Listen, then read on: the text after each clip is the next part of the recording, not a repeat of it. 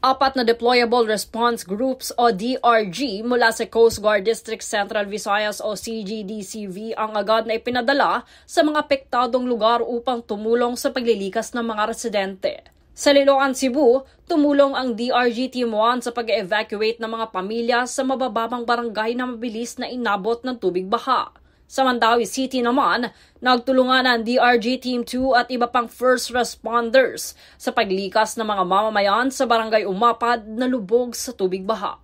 Samantala, ipinadala ang DRG Team 3 sa barangay Biasong, Talisay City upang sagipin ang mga residenteng hindi na makaalis sa kanilang bahay. Bilang dagdag na puwersa, nagpadala rin ng 14 na tauhan ang DRG Team 4 sa parehong lugar upang mapabilis ang operasyon.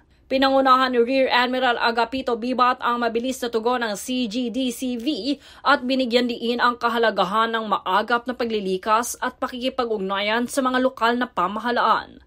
Sa Palawan naman, nakipagtulungan ng Coast Guard Station Northern Palawan sa mga LGU ng El Nido at Taytay para sa preemptive evacuation sa mga mabababang barangay. Habang sa Eastern Samar naman, matagumpay na nailikas ng Coast Guard Station ang mga residente ng mga bayan ng Giwan, Kinapondan, San Julian, Oras at Dolores sa kabila ng malakas na ulan at hangin. Patuloy na nakabantay ang PCG at katuwang ang iba pang ahensya sa pagsasagawa ng rescue, relief at recovery operations para sa kaligtasan ng mga apektadong mamamayan. Jade Buhoy, nag-uulat para sa Golden Nation Network.